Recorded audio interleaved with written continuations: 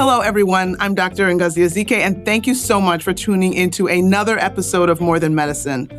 Today's guest is someone I've had the privilege of working with closely during our most challenging public health crisis in recent history. He's a physician, a scholar, and nationally recognized leader whose work has shaped public health policy at the very highest levels of government and academia. Dr. Ashish K served as the White House COVID-19 response coordinator, helping guide the country through the pandemic while laying the groundwork for stronger, more durable public health infrastructure. He is also a former dean of the Brown University School of Public Health and one of the most cited public health scholars in the country. Dr. K, thank you so much. I'm so honored that you are joining us today here on More Than Medicine. It is an honor to have you. Well, first of all, you are too kind. It is a pleasure to be on with you. I've loved working with you. You are a fantastic leader, and so it's my pleasure and honor to be on with you. Thanks so much. Appreciate it. So as I typically start on these podcasts, we really like to give our audience a chance to know a little bit about, the background and the story that kind of laid the foundation for our speakers' great journeys. So can I go back a little bit to the beginning and ask, what first drew you into public health and medicine? And when did you realize that this work is more than just about treating those patients, however dedicated and committed? How did you get to the point where you realize it's really about changing the systems? Yeah, so my story is a very typical immigrant story in America. I came as a kid. I went to med school for all the reasons you're not allowed to admit in medical school applications, which was my mom really wanted one of her sons to be a doctor, and my older brother had no interest. So it was either me or bust. So I applied to med school. I got into medical school. I was actually pretty excited about being in medical school, but pretty quickly realized as I was spending time in clinic and talking to patients that so much of what shaped their health, so much of what shaped their lives was happening outside of the clinic. And so as a med student, on my own, I just started taking classes across the street at the School of Public Health and found them fascinating, not as a alternative to what I was learning in clinic, but really as an addition to. And so I took a whole series of classes as a medical student, obviously doing my medical school stuff, but also public health. And then after residency training, decided I needed to just focus more specifically on public health. So I got my master's of public health, did research training, and then, about 20 years ago, joined the faculty both at Harvard Medical School and Harvard School of Public Health, both doing health policy research, but also really studying public health, teaching public health while also practicing medicine. And so in some ways, these two have always been deeply combined for me. I've never felt like one could stand without the other. They both have a lot to bring, but for me, they were both very important. Yeah, no, thank you. And thank you for being so honest. As long as the med school doesn't go back and rescind my application, I think we're okay. You're good. You're safe. I promise. You're safe. So we worked closely during the COVID response, but today, the nation is facing a really different mix of challenges. There's political polarization, there's mistrust in science, there are the widening health inequities. So from where you're sitting now, what would you say is the most urgent public health issue facing our country? Yeah, there are so many. There's some specific ones. We just went through a pandemic that had so many negative effects on our society. I feel like we haven't learned enough of those lessons. We have not prepared for future ones. There are obviously all the challenges of kind of resurgence of infectious disease. We're seeing a huge measles outbreak. But fundamentally, underneath all of it is the crisis of trust. That what has happened over the last 5-7 years is a fragmenting of our information ecosystem. Everybody gets information from different sources. There are bad actors in my mind, people who exploit weaknesses that we have in our system to sow division. But look, at the end of the day, we always have to begin ourselves and ask, what should we be doing better in medicine and public health? And there's an entire agenda there as well. So I do think that rebuilding trust in public health is one of the most crucial things, probably the top priority for our country, because from that flows all the work that needs to be done to deal with chronic diseases, infectious disease outbreaks, pandemic preparedness. All that work is contingent on rebuilding trust in America.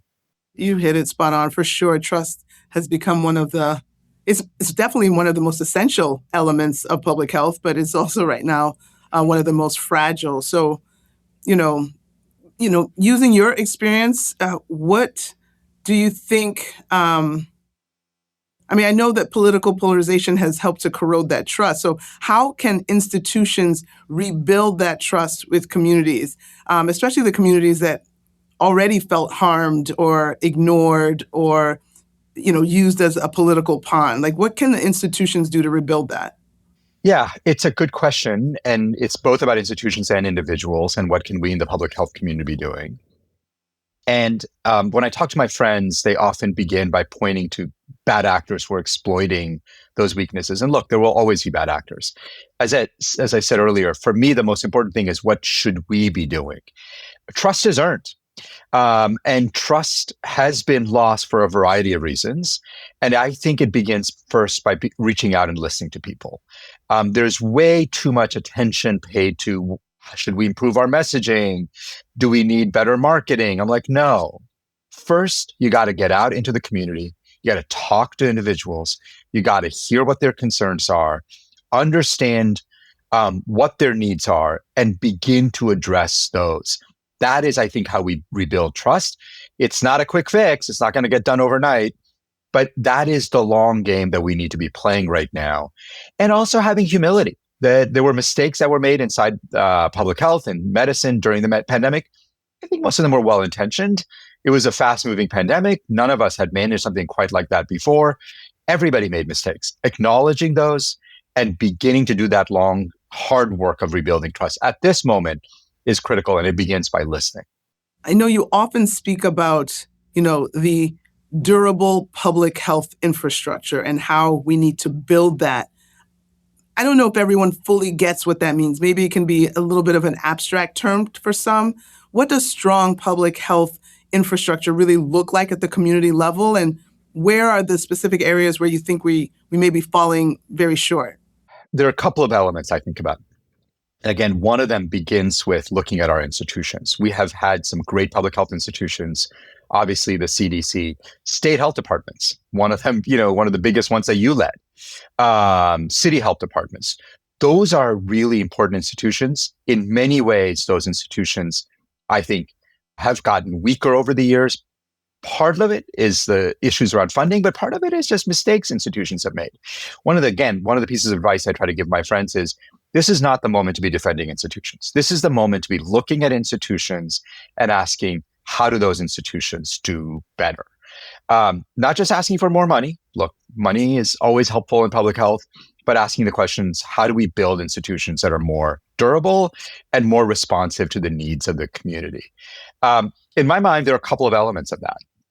I think institutions that have deep ties to the community, that get out into the community, that talk to frontline providers, to frontline, healthcare workers, and to patients and citizens. Those institutions tend to be much stronger and better because they have their fingers on the pulse of what is going on in the community. I've encouraged a lot of my friends who run public health departments to spend less time in the public health department and more time out on the streets, more time in community clinics, more time in places where people gather and talking and listening to people. I think that institution building is going to be much more powerful. And ultimately, those institutions are going to have the trust that is necessary when the next crisis hits. And the next crisis will hit again. So that durability of public health begins with rebuilding the durability of institutions. I appreciate that. And I receive that. It's very easy to sit back and just say, we need more money. We need more money. Like, we have to take a critical eye to ourselves. We have to have the mirror up and say, wait a minute, like, how can we be doing this better? And a lot of it, like you said, starts with getting out into community and hearing what the community's voice is saying about how we can do it better. So super great point that you're highlighting. Here at Sinai Chicago, we serve. Go ahead. No, I was going to say, I often, make the point that yes, it is true that we need more money for public health, But I also believe we need more public health for the money we have. That we in public health have to deliver more. And the way you get more resources is by showing that the resources you get is delivering really high quality services and meeting the needs of people. And you've got to hear that from the people. We don't need to be just making the case that we're meeting the needs of the people. We need to have people making the cases that what they need is what they're getting from their public health. You know why I think that gets tricky sometimes is because when we're doing everything perfectly and there's not like an acute existential threat, it's quiet Yeah, and people don't see it. Like it's that thing that, you don't realize something is up until, something has hit the fan because, it's very much of a field that hides out in the background happily, right. happily. And so people's assessment is hard because they didn't appreciate that we were keeping the water safe and letting you know when to not go in and when not, and checking all the pools when you go to hang out at your favorite hotel for the getaway, right? So Yeah, a lot of it is so in the background that it's hard for people to have appreciated and know like, oh, we're getting our money's worth or we're not. yeah. One thing I will say, first of all, I completely agree with that. I think that's exactly right. The thing I always remind my friends and I remind myself is that it is true that when public health is doing its job, no one notices.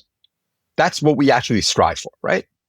Is that we should be in the background. It should be seamless. You should be able to turn on the tap and you're going to get good water. You should be able to walk into a building and breathe clean air. You should be able to go to a school and not get sick. All those things.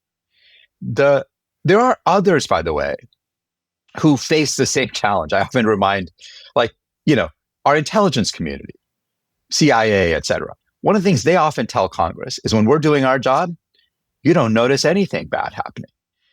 And yet they have no problems getting funding. So what do they do differently than us? And one of the things they do is they tell the stories of what the kind of world looks like and what the world would look like if they weren't here.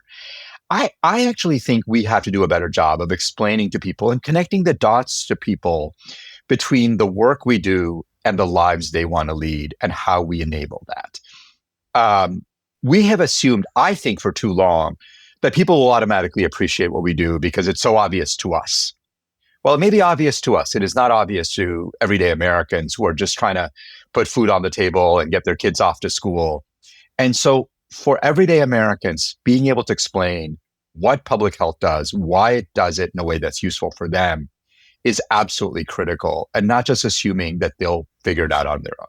That's such a good point. You can't, this is like the good work that we don't want it to be a secret. Like we've got to shout it from the rooftops and get better at being being good messengers of our own work. That's a really great point. We're so busy doing the work that we're not really talking as much about it. So, and using using the tools that are out there right now, Yep. social media, et cetera, to be able to help us lift up our message. So another another key important point. I appreciate it.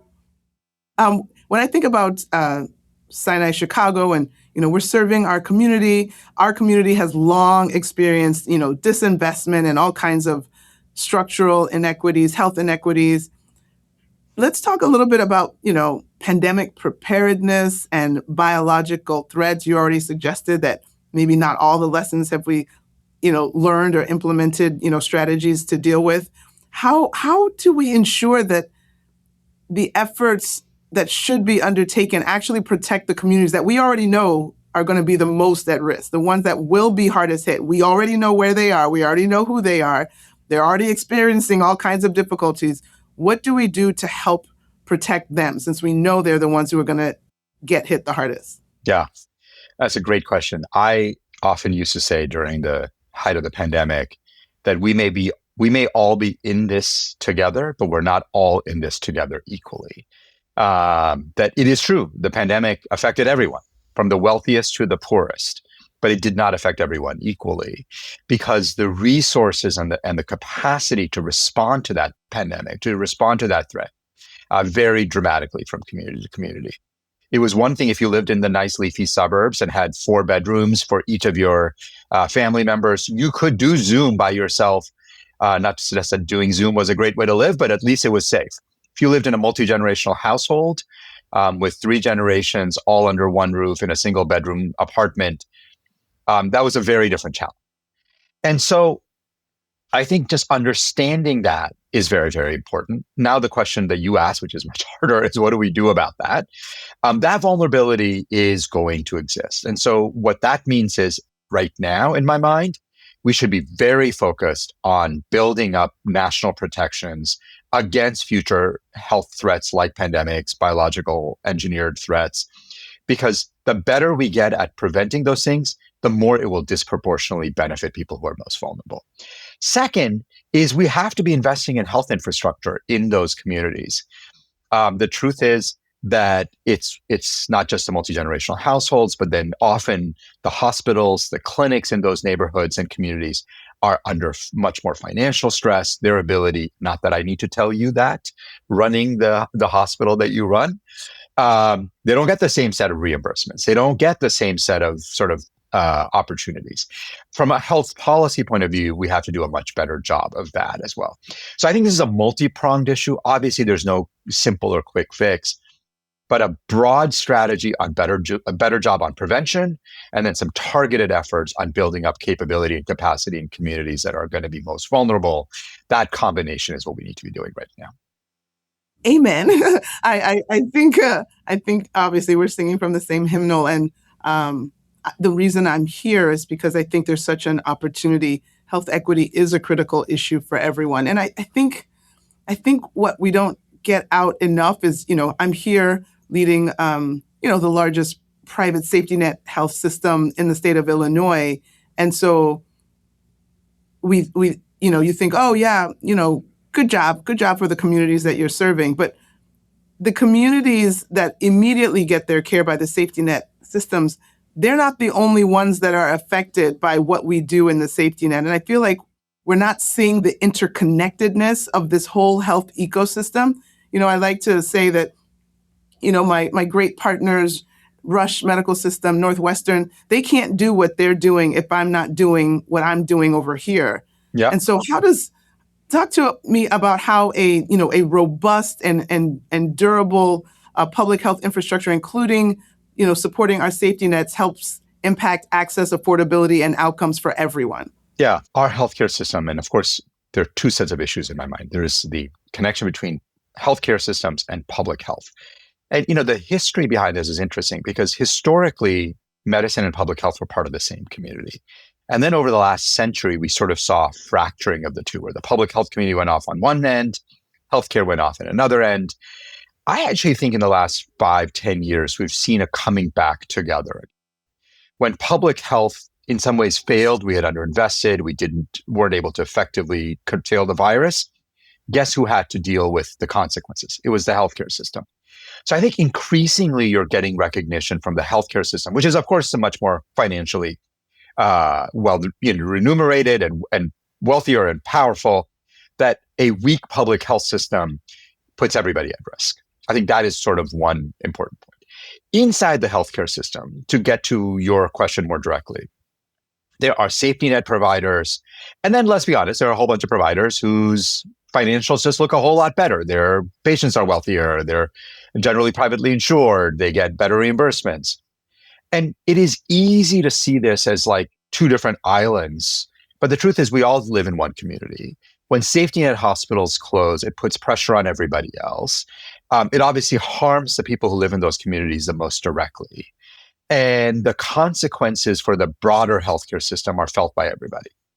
And so what I have seen, I think, in more enlightened health policy leaders is a recognition that a strong and thriving safety net system is good for everyone in the community, both good for every individual, but also good for health systems that are more privileged, that are better financed, because they really need the whole system to work together.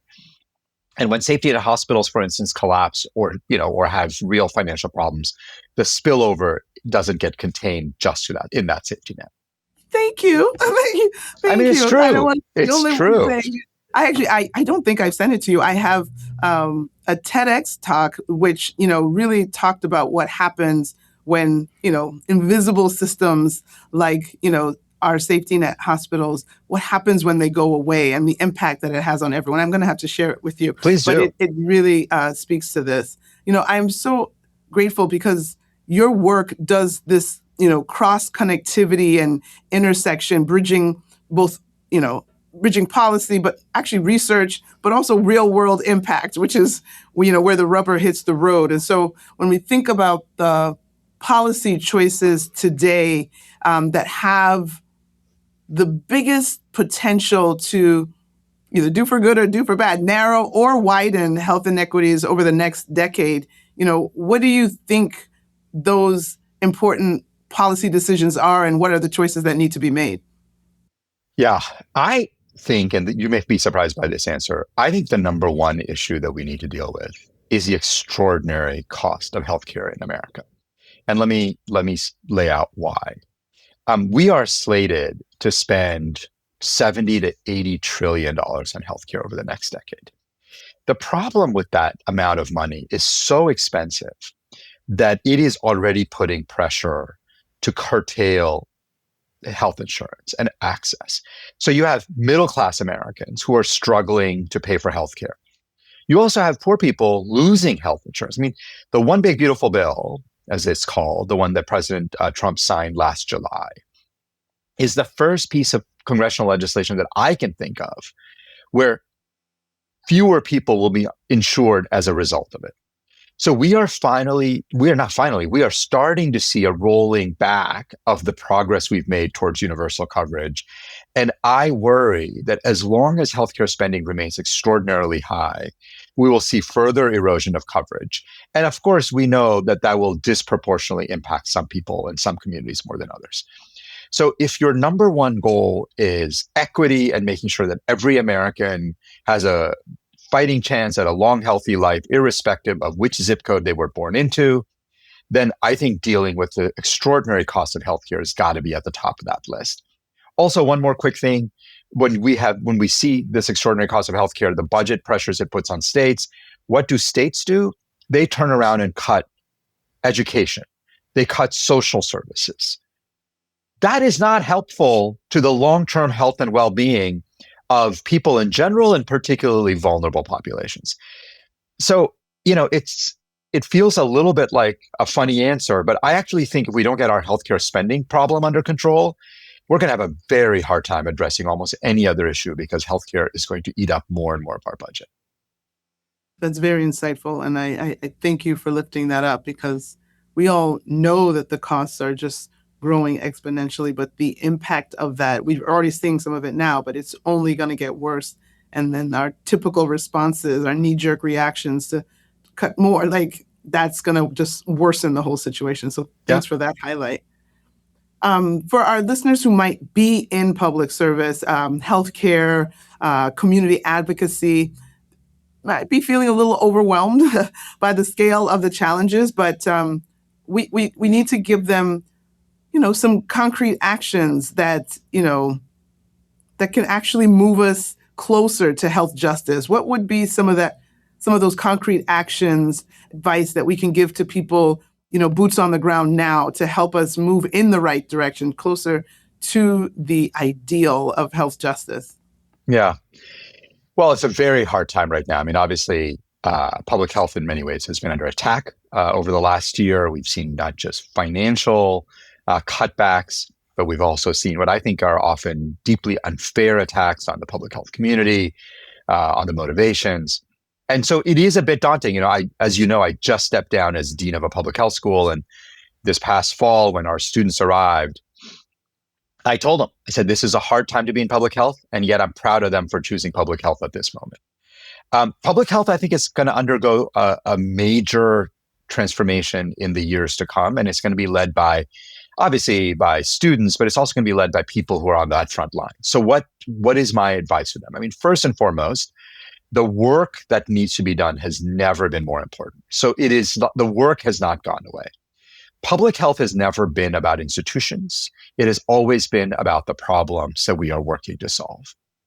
I think that we are going to get better at solving those problems if we engage the people who are feeling those problems and get them involved in solving it. When I think about places where public health is not as effective as it should be, it's often because we think we understand the answers and our job is to somehow give people the answers. Turns out we don't always understand the answers. We have an understanding, and people say, well, I've got the scientific evidence. Yes, science is good. Science is a very important part of it. But decisions and policies should be science informed, not completely science driven. Sometimes science is an important part of the decision making, but so are values, so are capabilities. So what I generally advise both students, and we certainly did this at Brown, and what I would say to folks on the ground is get out there and talk to people about what they're feeling. And at the end of the day, we will be judged by how effective we are. Not did we follow policy, not did we follow protocol, did we come up with the smartest protocol? Who cares? Did we actually deliver for the people we're meant to serve? And if we're doing that, then we're going to be fun. We're going to be great. But if too often we get caught up in, well, my job is to implement this policy. No, your job is to make people's health better. And if the policy and the process is not delivering on that, change the policy, change the process. But deliver for people, and people will once again get re-engaged with public health.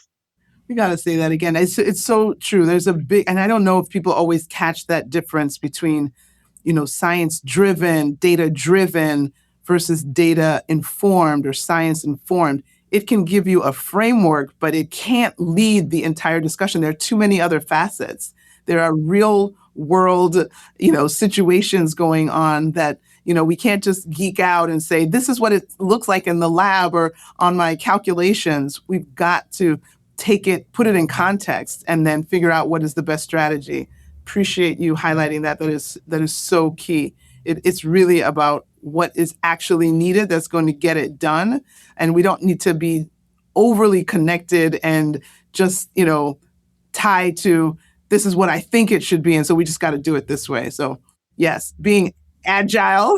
Yeah. And can I add two more points to that? I mean, one is, and I felt this a lot when I was in government, where often we were trying to get something done from the White House. And the pushback from agencies was, well, that's not standard process. That's not how we do it. And my response was, I actually don't care. Because no one, pays us to follow process. If you're a government employee, the public is paying you to deliver results for them. And if you're not delivering results, I don't care what your process is, it's not good enough. So that's sort of point number one to people. The second thing, which I think is a broader point, is we talk a lot about trust being lost. And I think of trust just the way I think about energy, which is energy is neither created nor lost, it is transformed. Similarly, trust is neither created nor lost, it is transformed into somebody else's trust. So where people have lost trust in public health, there are other people they trust now more. Who are they? And how do we engage with them? So in some communities, those are religious leaders. And so if your goal is to be effective, maybe you are not the best voice for a specific policy. Maybe you need to partner with people who are better voices. That is fine. Again, when I was at the White House, there were times when I realized being Joe Biden's COVID guy is not going to get me a lot of juice in certain communities in America. And I care about those Americans every bit as much as I care about anybody else. And often it meant I should not be the voice of the advocacy. I need to find people who could be engaged with them and work with them to get the message out. We need to do a lot more of that in public health and figure out who are the voices people are listening to, and then how do we engage them. When I was with the state, we had Frank Luntz come and talk to us. Frank. I mean, he was just brilliant. He was just talking great. About how you have to adjust the message, not changing the facts, but adjust the message based on your audience. And he would talk to us about in certain rooms, you would never say this word. Like this word is just, that's a trigger word almost. And yeah. Similarly, you might need the right person or the messenger for a different crowd. And so being just intentional will make a lot of difference. It's not about changing the facts. It's about delivering it in the way that it can be received so that you can make some progress and be able to start working together. So absolutely, really, really appreciate and salute you for highlighting that important piece as well. So at this podcast, More Than Medicine, we also talk about like the root causes of harm.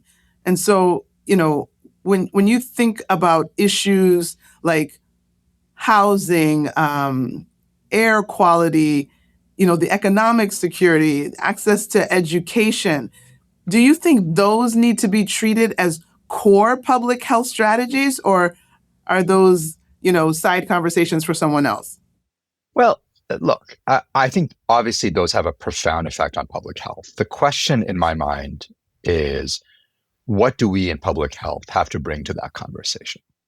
Um, Housing costs are extraordinarily high in many communities in America because of a set of policies and strategies that governments and others have taken. I can make, as a public health person, a clear case that housing is a huge benefit for people's health. I mean, it's almost a no-brainer. Like, that is so obviously true. And people are like, great. So, but does that make me a housing policy expert? It does not. And this is a place where I think public health people have to be smart about this. Like, what is the expertise we bring? I don't know. Like, I have ideas, but there are people who are real experts who are working on how do we make housing more affordable? How do we make housing more plentiful? We should be using our voice to make the case that when you make housing more affordable and make it more accessible, first of all, it has two benefits. I mean, there's just a direct benefit of obviously being housed. Second is, if you're not spending half your budget or 2/3 of your budget on housing, it leaves more money for food. It leaves more money for all the other things that you want to do. So we should be connecting the dots between good housing policy and good health. But I think that we should make very clear to people that our expertise is on public health and the health benefits, not on how we achieve those things. So similarly on economic policy, policies that create jobs, policies that create well-paying jobs, those are going to have big health benefits. We should remind people of that. How do you go about creating good economic jobs? I have my ideas, but I'm not an expert on that. So we should be working with people who are experts to make the case that there are all these other benefits, particularly health benefits, that come from these policies. I think what I heard is like, yes, like all of these are conversations that public health can be involved in, but, we still have a lane. Like, we can frame a conversation and say, yes, this is important, but then we got to get back into our lane and let the experts, I guess, figure out what they're doing. Look, the way I look at it is, I don't think it's so critical we stay in our lane. Like, I'm totally fine to say, this is really important, we should be doing more of this. But it turns out that there is real expertise required, for instance, in how do you grow the economy of a city. And if I were a mayor and I said, I really want economic growth in my city, the public health commissioner is not the first person I would call. Now, the public health commissioner would be part of that conversation. And the public health commissioner should absolutely advocate for the benefits of economic growth, that jobs and economic security have huge benefits for health and should be an impetus. But I think understanding where our expertise lies, just the same as, by the way, I would not want the economist advising the mayor to also be like, and here are the 3 public health interventions you should be doing, and here's how you treat hypertension. Like, whoa, I'll take care of the hypertension. You get us better economic growth. So it's all about partnerships. It's about working together with people, understanding where our expertise lies, advocating for things that we think are important, but not assuming that we have expertise on everything, because we don't. That's fair. Thank you. Thank you for that. So I always like to end with something, positive. I want to close out with light. Light overcomes darkness. So as someone who has operated at the highest levels of government, academia, and clinical care, what gives you the most hope right now about the future of public health in this country, especially for the next generation of leaders who are listening? Yeah, there's a lot of things, Ngozi, that give me a lot of hope. So I'll just list a few. First and foremost, I have found over the last 5 years that there are just a large number of people across the political spectrum, in the left, in the center, in the right, who care deeply about public health. They don't always use the same words, but that there really is a large bipartisan consensus for improving public health in America. I know it's sometimes hard to see it. Sometimes the polarization of the news makes it feel like this is a left or a right, fight. It is not. Most Americans, if you think about this as a political thing, most Americans are between the 40-yard lines, and then the loudest voices from the extremes dominate social media. So if you find yourself on Twitter, X, you will think that the country is hopelessly paralyzed. There's actually a broad middle. They care about vaccines. They care about health equity. They care about everybody getting health coverage. They care about the things that those of us in public health deeply care about. So first of all, don't lose sight of the vast majority who are there. Second thing that gives me a ton of hope is all the students. Like, I have to say, I have been in academia all my life until very recently. And the number one thing I loved about it was that every year you get a whole fresh batch of students who show up who are ready to take on the world. And they are just not daunted. And there is nothing like that to make you think, whatever problems I think, these guys are going to solve this. So that continues to give me hope. And third is, even though these are difficult times for public health, I actually do think there's a path forward. And that path forward is, as we've discussed, with engagement, with listening, with building relationships. If we focus on those things, I am confident that 5 years from now, we'll look back at this period and say, those were the rebuilding years, and we rebuilt something better than we had before. And that's our job, and we should get to it. Awesome. Awesome. That's exactly the pitch perfect tone I wanted to hear, understanding and remembering that there's more that connects us than divides us. That is so Absolutely. true. And that we are rebuilding. Sometimes you have to get down to the studs to be able to build back up better, right?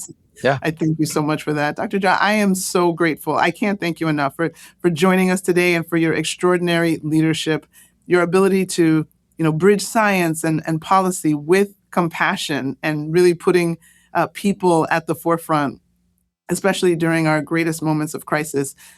You've made a profound difference in the lives of millions. I'm grateful for your voice, your vision, and your continued commitment to building a more equitable and resilient public health system. And I look forward to see your contributions in the coming years. And I just want to thank you again for being with us on More Than Medicine.